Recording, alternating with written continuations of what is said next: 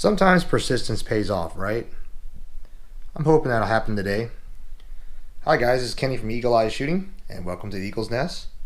We're going to be trying out some test loads for the Mossberg ATR. We're shooting a 175 grain Sierra Match King with a Varget powder today. And we're going to be trying out to see if a De-resonator, this is from LimbSaver, and we'll see if this will help me out with that sporter style barrel on that Mossberg ATR. We're going to pick the best group, 3-shot groups for shooting today, and hopefully this helps out. All of these cartridges are loaded up and very consistent, got very little run out. So let's head out to the range, let's see what these do, and hopefully we get something that works.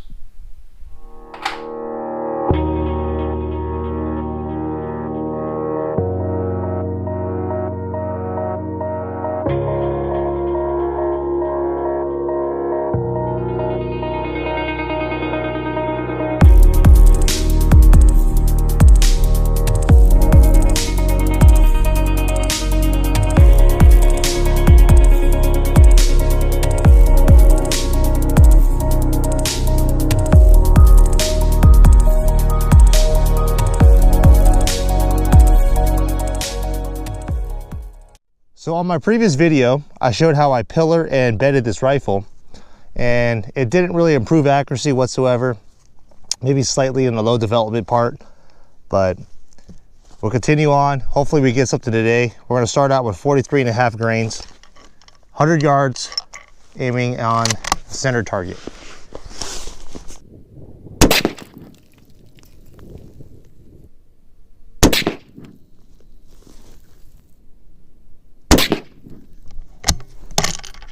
All right, kind of hard to see where I'm at on paper, but let's head down there.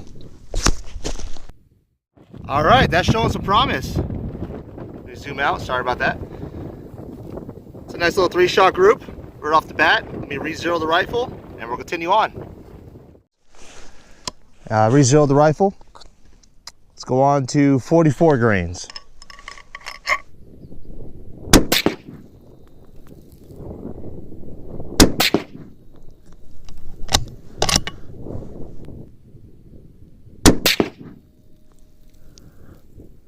Okay.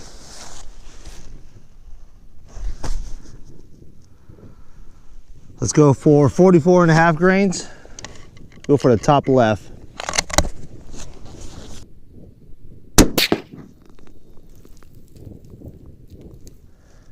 Center punch that red dot. Awesome.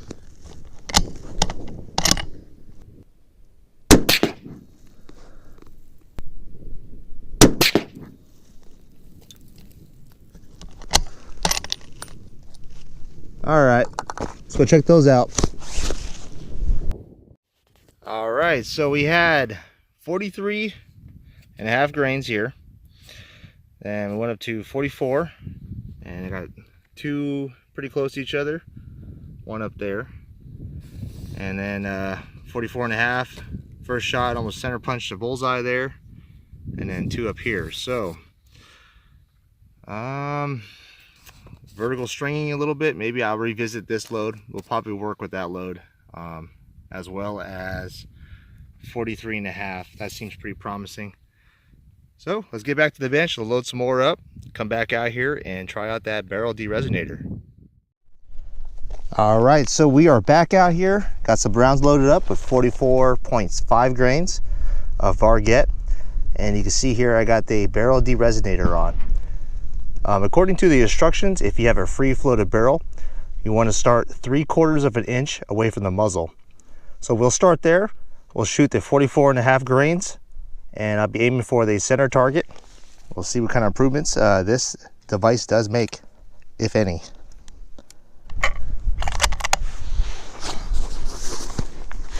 All right, the first shot here. I got the chronograph also set up so we can get a chrono number.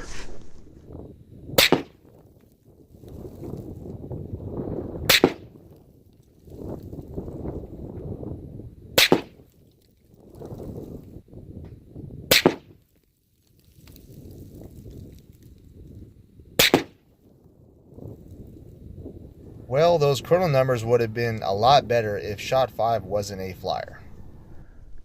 All right, I got that barrel de-resonator moved back another 1/2 inch. We're going to continue on, do another 5-shot group here.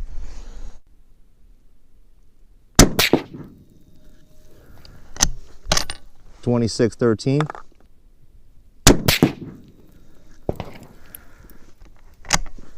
$2,600.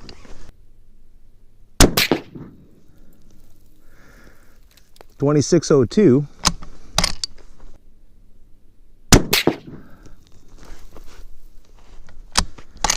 That got me an error on the chronograph.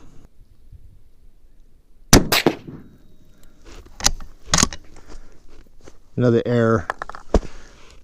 All right, looks like the harmonics are playing around a little bit. Got a flyer way up here for some reason, and that group did open up just a tad compared to the last shots. So let me move it back another 1/2 inch or whatnot, and see if anything tightens up after that. Okay, so I moved the de-resonator down another 1/2 inch, and the last groups didn't show any promise either. So we'll see what this does. Hopefully there is a little bit of a change, and a change for the good.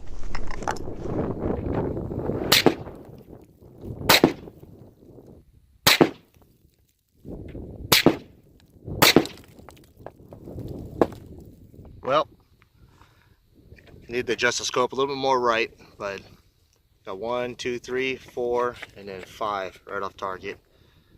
And that actually did not improve the group as well. Well, I want to give the full benefit of the doubt that the de-resonator works, but I'm going to go ahead and shoot the 43.5 grain charge that did show promise on the first testing. 5-shot group. We'll probably aim for the top right target.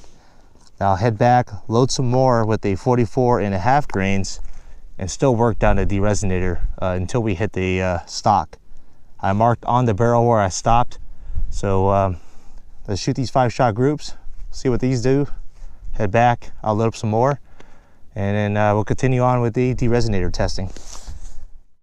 Well, this is the frustration I'm dealing with. My Thompson center compass and this rifle are both doing the same thing. I'll get a nice 3-shot group on my first testing. You know, that was the same powder charge, 43.5 grains. You know, that looks really good. Come back out here, retest it. Of course, the barrel's a little warm. I kept it around 100 degrees. Reshot the groups, and that's what I get. A little frustrating. But we'll head back. We'll load some more of the 44.5 grains. They seem to kind of hold up a group a little better. And retest. I think this sporter barrel, it being a really thin profile, it does not like the heat. It whips around a lot. So that's what I'm hoping the de-resonator will help alleviate the issue. So let's get back out here. Let's retest and see if any kind of improvements do happen. All right, we're gonna give this barrel de-resonator another go. I moved the de-resonator down from my last original mark, another 1/2 inch, and we'll do a 5-shot group.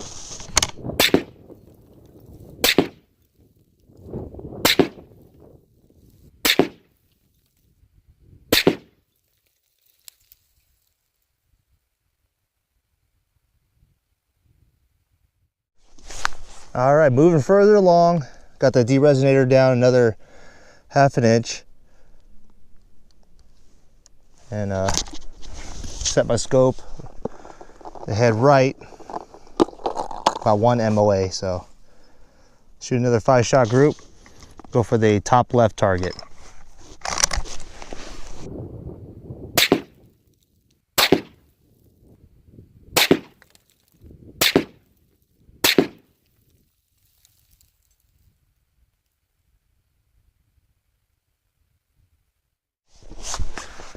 Well, there seems to be a slight improvement with the group.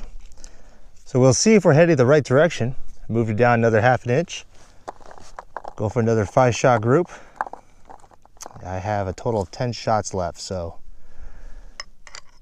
hopefully we find something.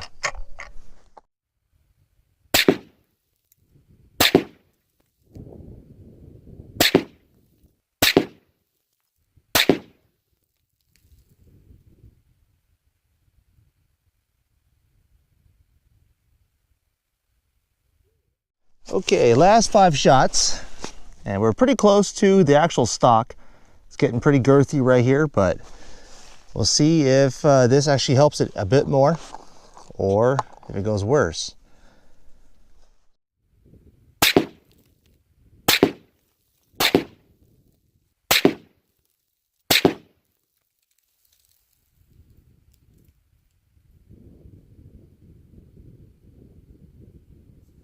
Summing up the data collected today with the De-resonator, we definitely see that it does play a toll with the harmonics, thus affecting the group size.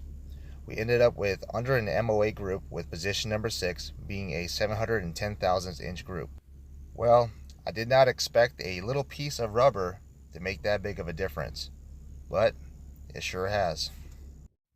Well folks, that's going to conclude today's testing with the LimbSaver Barrel De-resonator using a 175 grain Sierra Match King and Varget. I appreciate you guys watching. Thanks for sticking around. I hope you found this informational and it helped you out. If you guys decide to buy this product, let me know your experience with this. Put a comment below and let me know if this actually helped you out. Like I said, this is around 10 bucks. And for my testing today, it seems like it does mess around with barrel harmonics. Getting that barrel harmonics to the exact point to where your harmonics are near resonance at the tip of the barrel.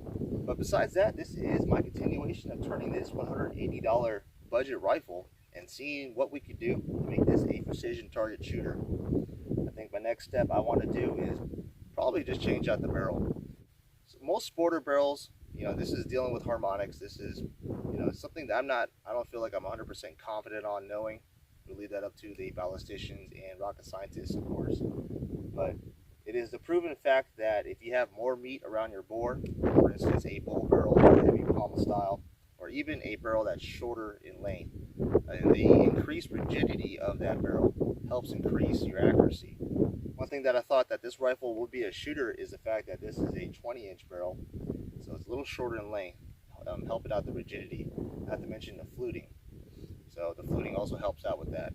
But understanding barrel harmonics, think of it as a barrel whip, sinusoidal wave that's going around in a circle. And the goal with load development is we're trying to find that perfect harmonic where your harmonics end at resonance, which is a 0 point on the sinusoidal wave at the tip of your muzzle. The harmonics in a barrel whip stop at 0, and this is consistent shot for shot. So that's the whole point of load development. We're all chasing that. As of right now, I don't think there is equipment out there that you can hook up to the barrel and figure all that out unless you're willing to spend thousands and hundreds of thousands of dollars. But other than that, guys, what do you guys think? Like I said, I want to change out the barrel, do something more rigid, go with a heavy Palma style. I want to leave it up to you guys to let me know what caliber to choose. Of course, I'm limited to the short action of this rifle. This is Chamber 308. So if you guys have a suggestion, let me know. Put a comment below. If not, I'll stick with the 308.